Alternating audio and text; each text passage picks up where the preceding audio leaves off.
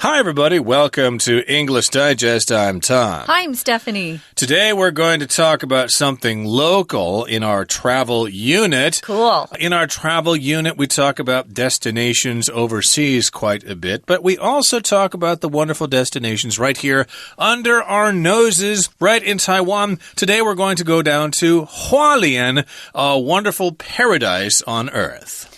I've lived in Hualien. It was some time ago when I was a missionary, and it's beautiful. We like to call it heaven.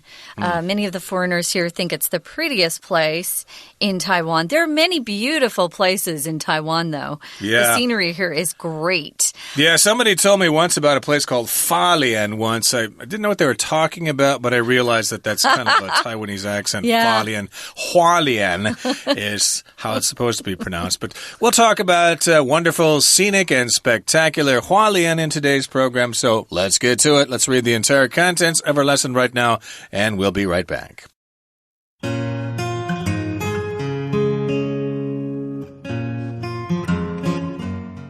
On the rugged east coast of Taiwan lies beautiful Hualien County, a haven for nature lovers. This must-see destination faces the Pacific Ocean on the east and the steep and mighty Central Mountain Range on the west. The lush region was not originally named for its greenery, glittering coasts, or mountainous landscape. Instead of Hualien, the county used to be called Kure after the Sakizaya Taiwanese Aborigines. It wasn't until 1851 that the Han Chinese settlers renamed the region Huilan due to the whirling waters in its delta. Travel 15 kilometers north of Hualien City, and you'll reach Taroko National Park, home to Taroko Gorge and one of Taiwan's top tourist attractions. The park covers 920 square kilometers of land rich in marble-walled canyons, winding tunnels, and waterfalls, all amidst a sea of green vegetation. Taroko's diverse environments also contain almost all of the biogeographical zones in Taiwan, which makes it a perfect sanctuary for half of the island's plant and animal species. The real jewel of Taroko, though, is the Liwu River, whose course to the sea has carved deep valleys and ravines through the rock. Besides its magnificent beauty, this river was once famous for gold panning, a trend that can be traced back to the 17th century when the Dutch landed on the east coast of Taiwan. No trip to Hualien would be complete without visiting Qixingtan Beach. This body of water is actually a crescent-shaped bay and serves as an excellent place to view the 7 stars of the Big Dipper, the site of which inspired the beach's name, which means 7 Stars Lake.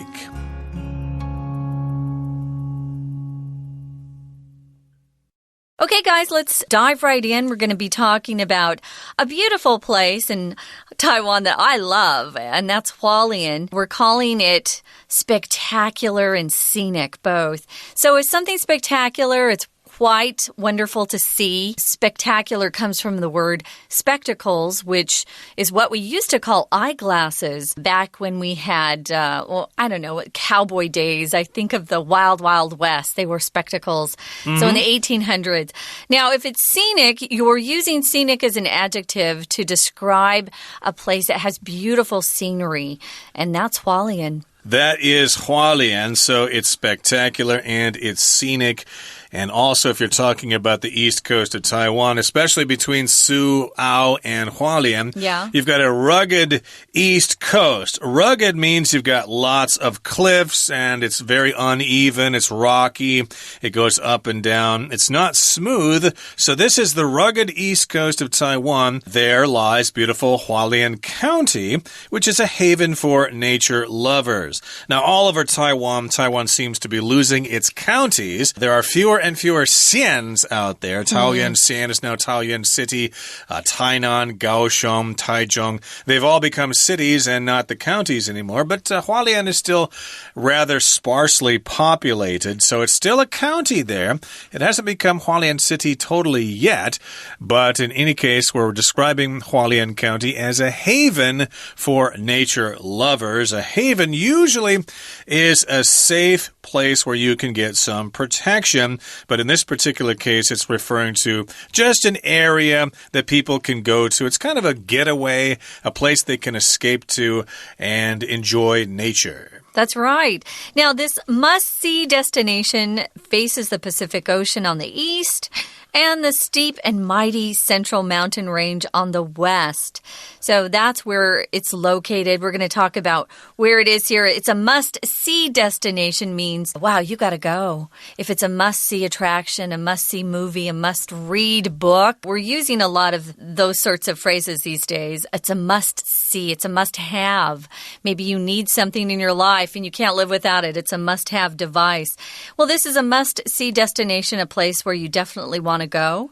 A destination is where you're headed. So here it says it faces the Pacific Ocean. We've got different oceans out there. This is just one of them, but the Pacific Ocean on the east, and then you've got the steep and mighty Central Mountain Range on the west. When you say something steep, it goes from a low level to a high level very quickly, and if it's mighty, we use that word to say something is quite impressive. Maybe it has a lot of power. When we were growing up, there was a cartoon named Mighty Mouse, and he supposedly had Superman powers. This is mighty because it's quite big, so sometimes we'll use mighty to talk about its size. And its power. I guess those mountains do look like they would have a lot of power. Yes. This is the Central Mountain Range. This is to the west of Hualien, so it's quite an impressive sight to see if you're in Hualien City. You look up and my goodness, there are a whole bunch of mountains there covered with clouds and stuff like that.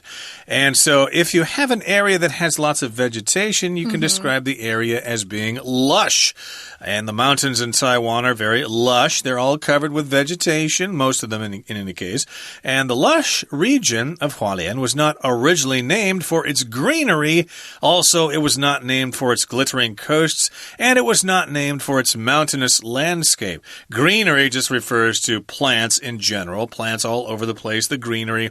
Glittering, to glitter means light kind of flashes on and off in different places. The ocean glitters at the sunset, for example, or at the sunrise. You see all these little flashes of light. They're reflections of the sun off the water. And, of course, if an area has a lot of mountains, we say it's mountainous. Like Austria is a very mountainous country.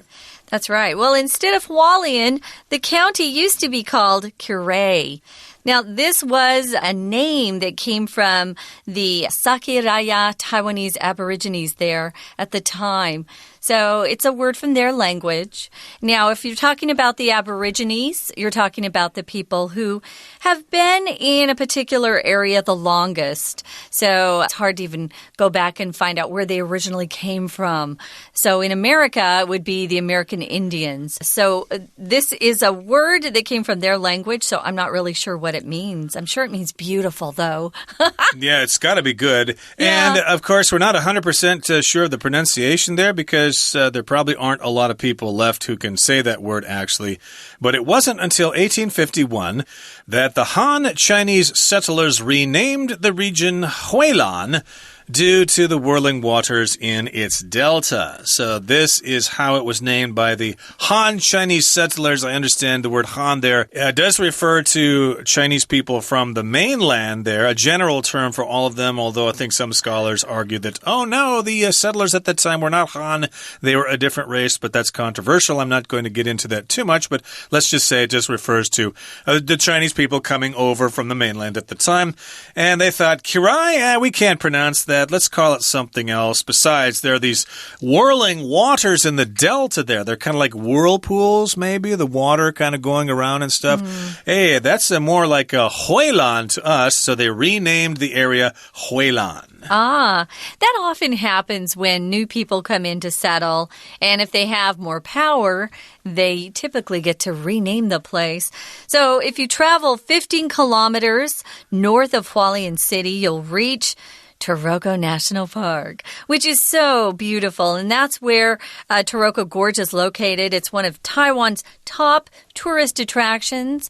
I remember when my mom came here years ago to pick me up and take me home, her reaction was just what mine had been the first time I saw Taroko Gorge was, Oh, it's just breathtakingly beautiful. So if you're talking about a gorge, guys, you're talking about a really narrow valley. It's usually between really high mountains. Usually steep rocky walls are on either side. And sometimes there's some sort of water running through the middle. It could be a stream or a river. Yeah, it's a lot more extreme compared to a valley. A valley with the mountains will be further apart, but a gorge, the cliffs are closer together. It's a lot narrower, and it's one of Taiwan's top tourist attractions. A tourist, of course, is a person who travels to another place for fun.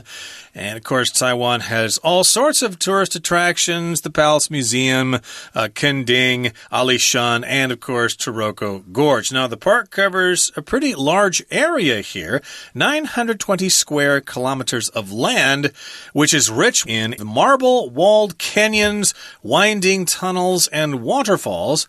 They're all amidst a sea of green vegetation. So, first of all, I think the main attraction to Taroko National Park is the gorge. The actual national park covers a large area, but the main attraction, as I said, is the gorge itself. It features marble-walled canyons. Canyon is like a gorge, basically. A canyon is usually bigger, like the Grand Canyon in the USA or Copper Canyon in Mexico, but in this case, it's marble-walled. That means the walls of the canyon or the gorge are made of marble, which is a kind of rock. Oh, it's beautiful. They also have winding tunnels. If something winds, it's not a straight line. It goes sort of in a curved kind of shape. So you've got these winding tunnels and waterfalls all amidst means in the middle of a sea of green vegetation. And of course, vegetation just refers to all the plants and the trees and the beautiful greenery there. Right now, guys, we're going to listen for a few minutes to our Chinese teacher, and then we'll be back. Hi everyone, my name is Jenny. 今天我们要来看的是一篇旅游文章，我们要带大家去认识一下花莲。就像标题里面说的，提到花莲，它是一个 spectacular scenic 花莲。那意思就是它景观非常的奇特，风景非常的美丽。我们就要来跟大家从它的地理景观还有它的历史成分说起，因为它的名字的来源是很特别的。我们来看第一句话，说到它的地理位置呢，其实这一句话一开头写的是一个倒装句。怎么说呢？本来你讲花莲位于哪里，我们注意到动词在中间的 lies， 所以你说的主词是应该是 beautiful 花莲 county， 花莲是主词，位置在哪里？位置摆在最前面 on the rugged East Coast of Taiwan。 好，那这个地方，当你把一个表示地方的这样整个介系词片语放到前面来，然后呢再写动词，再写它的主词，这就是一个标准的倒装句。当然为什么要倒装？其实有一个很简单的理由，就是在这个花莲后面还有一个逗点隔开的一个修饰语，它的主词其实还算蛮长的，还要讲它是一个heaven for nature lovers， 所以说整个主词这么长，你把它的焦点放在这边，我们就可以用倒装句。再来我们看下面呢，它继续说明花莲这个地方，尤其是它的人，它的名字怎么来的。其实他说到它的名字以前并不叫花莲，它其实跟以前有一个台湾的原住民，这个原住民的名字有关，所以它原来的名字叫做奇来。那可是呢，到了1851年汉族人到这里以后，那注意到说这个地方它有一个河口三角洲里面一个回旋的水流，所以它的原名 Huilan， 这个原来英文这个拼字是讲回蓝。好，我们再来看看这里有一个句型要注意，这句话里面牵涉到直到什么时候才怎么样。那 It wasn't until 1851 that， 好，注意到像这样的句构我们在高中其实常常看到，那我们也知道它的中文就是直到什么时候才怎么样，它本来就是一个分裂句型，你要强调的就是那个时间1851年，要到这时候然后才会有这个名字重新命名的结果。好了，除了这个句型之外，我们要再来认识的是花莲这里它景观上上有没有什么奇特的地方我们应该要去注意来观赏的呢？以下就提到了3个美丽的地点，下面这一段就先提到太鲁阁国家公园。外国人到这里，他们想到的是它这里真的景观非常的特别，而且他还说这里其实就是 home to Taroko Gorge。 我们知道 home to 它的介系词 to 后面接名词，就是表示是什么的大本营，是什么的发源地。所以其实太鲁阁国家公园它就是太鲁阁峡谷的发源地。 We're going to take a quick break. Stay tuned. We'll be right back.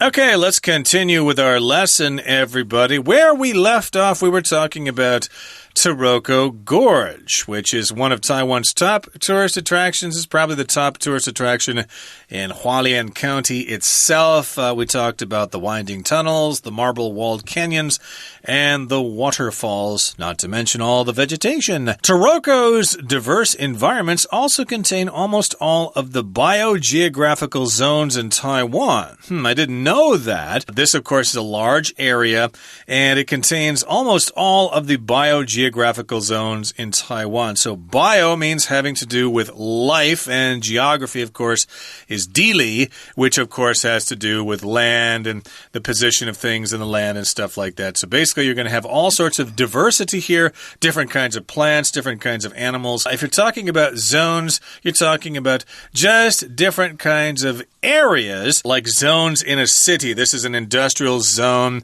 This is a commercial zone. This is a residential zone.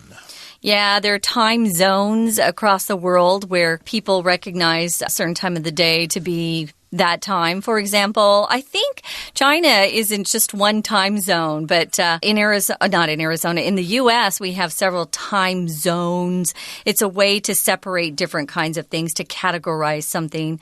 In Taiwan, this makes it a perfect sanctuary for half of the island's plant and animal species. A sanctuary is a place of refuge or safety, and you'll often see things like an animal sanctuary or a bird sanctuary, a place where that particular species is cared for and protected. That's right. So it's a sanctuary for all sorts of plants and animals, different kinds of plant and animal species. So they are protected there because it is a national park. Hopefully they can be preserved for many years to come. Okay, let's move on now to the real jewel of Taroko. Of course, you've got lots of wonderful things in Taroko National Park. You've got the canyon, you've got the marble walls, but the real jewel, the thing that's the most valuable, is the Liwu River, whose course to the sea has carved deep valleys and ravines through the rock over many, many centuries, millennia, thousands, if not millions of years. This river has been flowing to the sea. So through its course to the sea, it has carved these deep valleys. If you carve something, usually you take away something from a hard substance.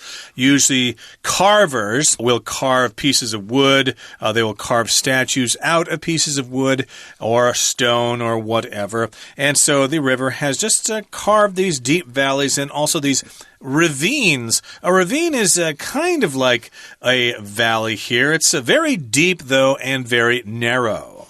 That's right. It is a little smaller, I would say, than a gorge. It seems like a similar definition to gorge if you look them both up. You might think, what's the difference? A ravine is smaller to me. Besides its magnificent beauty, this river was once famous for gold panning, a trend that could be traced back to the 17th century. Oh, I've panned for gold many times. If it's magnificent, guys, this is a word that you save to describe things that are truly breathtakingly beautiful. Extravagant, beautiful. It could be something in nature, but it could be something that someone has built, like a castle for a king. It's magnificent. That's the adjective form. Now, this river was once famous for gold panning. If you pan for gold, you take just a pan. Actually, it looks like a pie pan, and you swirl water around, and you're looking for little nuggets of rocks that hopefully are gold. Maybe not nuggets. That would be really lucky there. I think you're just looking for little flakes. Oh, I got nuggets, Tom. No, really, you're looking for nuggets, yeah. Well, when I panned for it, they were all just little specks of gold. Oh, but really? That, of course, is here in Taiwan. At Jinguasha, you can pan for gold there. I did it in Arizona. Okay, well, then you must be rich now if you got nuggets. I got a nugget. Okay, well, in any case, this is a trend, which is basically the general direction or the theme in which something is going. So this is a trend that can be traced back to the 17th century, I guess. Lots of people have been panning for gold in Taroko for a long time. That's right. Well, no trip to Hualien would be complete without visiting Qixingtan, which is a beautiful beach. Tan means beach, so I guess I don't need that beach in English. Well, Tan actually is lake there, but they're calling it Qixingtan Lake, which is, or beach, which is like a 7-star lake beach. Yeah, which is weird, but that's what we get when we try to translate things. So if something's not complete without something else, it means you must see this, or you'll feel like you missed the best part, or one of the essential parts of a trip. So this body of water is actually a crescent-shaped bay and serves as an excellent place to view the 7 stars of the Big Dipper. Oh, I didn't know that, actually. When I went there, I didn't see the 7 stars of the Big Dipper. I think you have to be there late at night to do that. Again, if it's crescent-shaped, I think of pastry that we like to eat, croissant, which is shaped crescent-like as well. The moon will sometimes be shaped in a crescent when it's going through its different, what do you call those? Phases. Phases of the moon, yeah. A bay is just a body of water that where the land curves inward and it just comes into the sea. It's ocean water. It's salt. It's not fresh, but it's some water that you can see there. Have you been there yourself, Tom? Yeah, a couple of times, actually. It's a nice place. It's wonderful. You can rent a bicycle there and ride around. Hang out. It's pretty cool. Qixingtan Beach. And again, it's a crescent-shaped bay. So you said bays are usually in the ocean, but I've seen them in lakes as well. Just a part of the main body of water that kind of sticks into the land a little bit. And that's different from a harbor. A harbor is where you have ships and stuff sending stuff in and out of a place where a bay is just the water itself. And so there you have it, crescent-shaped bay or a Qixingtan Bay there. And it's a place to view the 7 stars of the Big Dipper, which is Beidou Qixing, I believe, in Chinese. The Big Dipper is a constellation in the northern sky. It's also called Ursa Major, which means the big bear of the sky. Okay, so indeed you can see this there. It inspired the name of the beach, so that's why they call it Qixingtan. I was just looking at the dictionary, Tom, and you love British English yourself. They actually refer to a roller coaster as a Big Dipper. Really? So if you're ever in England or in any of the Great Britain areas themselves and you hear a Big Dipper, it just is a roller coaster. Wow, no wonder the last time I went to Blackpool and I was asking them where the roller coaster was. Yeah. They thought I was crazy. You ignorant American. Don't you know that here in England it's called the Big Dipper? It's fun. Now you know. Well, here are some of the sites that you can see when you go to Hualien. It says there at the end, the site of which inspired the beach's name, which means 7 Stars Lake. So now we've translated it fully for you. So beyond some of that stuff, we're going to be talking about some of the food that's really popular in that area and some of the sporting activities you can participate in as well. I know I've gone on about 7 or 8 hikes there, but I've never been in the water in that area. Oh, actually, I did go to the beach once when there was a typhoon and the waves were really high. It was kind of exciting. It would be very exciting, especially during a typhoon, but of course you'd be really crazy, insane, nuts to actually go into the ocean during a typhoon. Only weird foreigners would do something like that because they are exhibitionists. Well, that brings us to the end of our lesson for today. It's time now to turn things over to our Chinese teacher. 我们继续来看提到了太鲁阁国家公园，那这里呢，它有多样化的环境，而且这里的生物物种非常的多。好，我们来看到这句话的结构有一点复杂，因为我们在这里提到了 biogeographical zones in Taiwan 之后呢，有个逗点，逗点后面再写 which makes it a perfect sanctuary for half of the island's plant and animal species。 好，我们知道 which 它本身就是个关键点，因为它是所谓的关系代名词，但是你前面有逗点，那是非限定用法，而这个地方的 which它所指的其实指它前面那一整句话的描述，说到它这样多样化的环境，那这一整个的描述让它成为好，所以记得这样子的 which 它是非限定用法，逗点隔开代表前面整句的描述。再来下一段呢，他有说到还有一个点，这里是利物溪，在利物溪呢当然一样风光明媚，我们知道大家想去这里，因为呢这个河流曾经淘金闻名，而且他还说到这个部分的历史可以追溯到17世纪。好，提到追溯，提到往前回溯，这里有一个片语就是 be traced back to。 好，我们常常用，要特别注意。好，最后这边还有一个地方，大家如果往下读，再来介绍第3个景点，他提到花莲之旅，到这里一定得要造访的地方叫七星潭。那我们来看一下这句的结构，我们知道他这句话他用 no 开头，而后面中间看到一个 without， 我们知道 without 是没有，它如果再放到否定句里面，两个否定的意思含义加起来就变成肯定了。所以当你说到 no trip to 花莲 would be complete without， 这个意思是说如果没有到七星潭，那这个整个旅程就不完整了。换句话说，到七星潭这样子才能让你整个的花莲之旅变得完整。那最后我们再看七星潭它的命名的来源，不过这里有一个 The Big Dipper， 我们知道 Big Dipper 是在讲北斗七星，好，这跟它七星潭的名字当然大有关联。不过在句构上呢，在 The Big Dipper 后面看到逗点，再来他写 The site of which inspired the beach's name。 我们知道 The site of which这个地方有一点特别，因为你看到了 which 这个字，它又是关键字，因为它是关系代名词，可是它取代的很明显就是前面的 The Big Dipper。 那 the site of which 表示说其实这一句跟前面那句我们如果要把它接起来，一个写法是你用 and 写 and the site of the Big Dipper inspired blah blah blah。 当然你也可以把后半句就是变成它现在这样的写法，用关代然后当连接词连接起来。好，我们今天讲解到此结束，我们下次见。That is it for today's lesson, but that is not it for Hualien. We could talk about Hualien for days and days, and we're going to continue talking about Hualien in our next program, especially about some of the fun outdoor activities that you could consider doing. So please join us then when we continue to talk about the wonders of Hualien. From all of us here at English Digest, I'm Tom. I'm Stephanie. Goodbye. Bye.